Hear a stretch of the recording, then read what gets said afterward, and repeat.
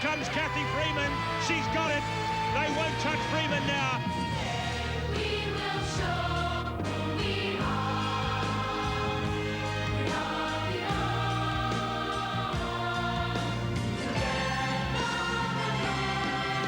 Today you will show who you are. The best on earth. And you bring the world together again. My friends, you have shown us the way. Look to your hearts, you will find the place. Rob Waddell of New Zealand, gold medal. The double world champ is the Olympic champ. You will find the place.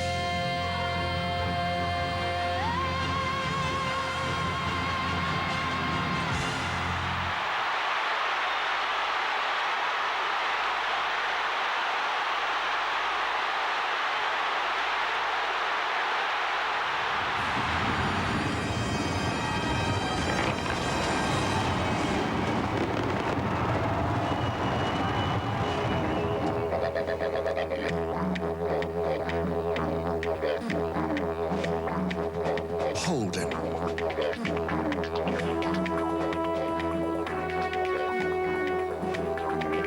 Kellogg's.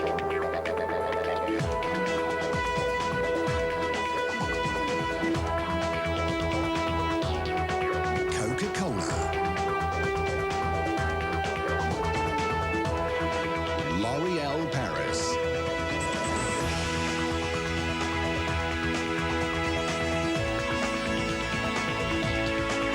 And Air New Zealand. All proud to bring you coverage of the Sydney 2000 Olympic Games.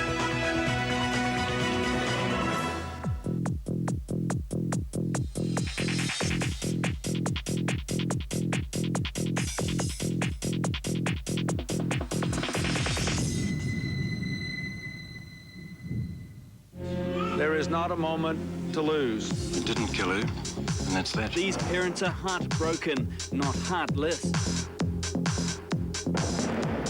bless you all, and thank you. The flood that may make history here. When you're in the weather business, you've really got to get up in the clouds now and again. Details about the Tolkien trilogy have been shrouded in secrecy. It's a long way from the eateries of Beverly Hills and Now we're great friends. TV1, the network where news comes first. Some things we see and hear affect us more deeply than others. And here, even now, I'm feeling desperate with the thought of losing you. Only weeks after the end Receiving information that's new and interesting expands our minds.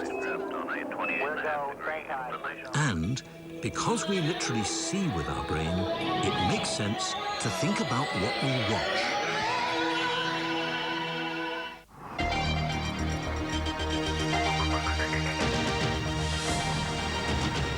Now on TV1, we present news and information through the night via satellite from BBC World. World headlines next on BBC World. eLife is sponsored by HP. My name is David Smith. I'm Head of Physics at Highgate School in North London. We use the internet at Highgate to access a robotic telescope on Mount Wilson near Los Angeles. Over the internet, we can control the telescope and tell it where to point in the sky. We can control the camera attached to the telescope, and then we can tell the camera how long to expose an image for. We can download that image to our PC in our classroom. The main advantage of the telescope is the 8-hour time difference. We can do astronomy at 10 o'clock in the morning from the comfort of our classroom while the sky is still dark in California.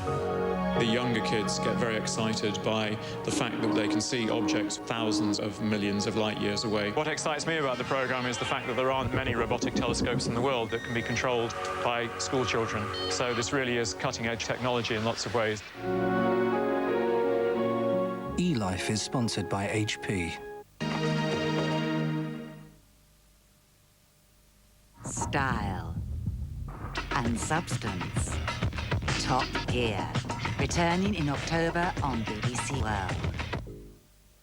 He crossed from one side of apartheid... We lived like dukes. ...to the other. You were prosecuted unsuccessfully 7 times. The catalyst was Biko. He died in police custody. I felt a terrible loss to the country, or a sensible outcome to all this. Activist Donald Woods on Hard Talk at these times on BBC World. One small snip for man, one giant leap for democracy. The day Hungary cut open its western border was the day that politics in Europe changed forever. Told by those most intimately involved, this is the story of the historic events that led up to the fall of the wall. After the news on BBC World.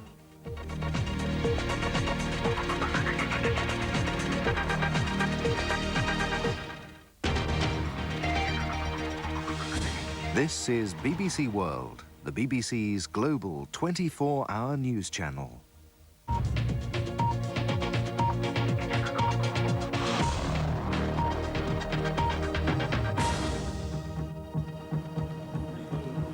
Hello and welcome to BBC World News. I'm Keshini Navaratnam. Violence has flared between Palestinians and Israelis in the West Bank and Gaza Strip for a 4th consecutive day. At least 1 Palestinian has been killed. More than 60 others are injured. Israel's Prime Minister Ehud Barak has urged the Palestinian leader Yasser Arafat to intervene to stop the violence. So far, more than 22 people have died and hundreds more have been injured in the clashes. The clashes continue and the casualties mount. This is Hebron on the West Bank. The violence isn't on the scale of previous days, at least not yet, but both sides still clearly fear the worst. Tensions are rising again, and each side continues to blame the other. These exchanges are going on despite late-night contacts between the Israeli and Palestinian leaders and talks between senior security officials on both sides. It's unclear whether the Palestinian leader Yasser Arafat is either ready or able to rein in these stone-throwing youths. And the violence may not only be leaving wreckage in the streets, it may finally be wrecking any lingering prospects for a peace deal between the two sides. In Jerusalem, the newspapers told the tale of what are now the worst clashes between the two sides for several years, and the Israeli authorities braced themselves for what might lie ahead. On Saturday, Yasser Arafat had held talks with the Egyptian President Hosni Mubarak. Now Egypt has joined Jordan in warning of the consequences for the peace process of continuing violence. But the emotions on display at the funeral of one of the Palestinian victims of the previous day's clashes illustrate the danger that the situation could spiral further out of control. Other funerals are going on today, all of them certain to be the focus of the anguish and frustration of Palestinians.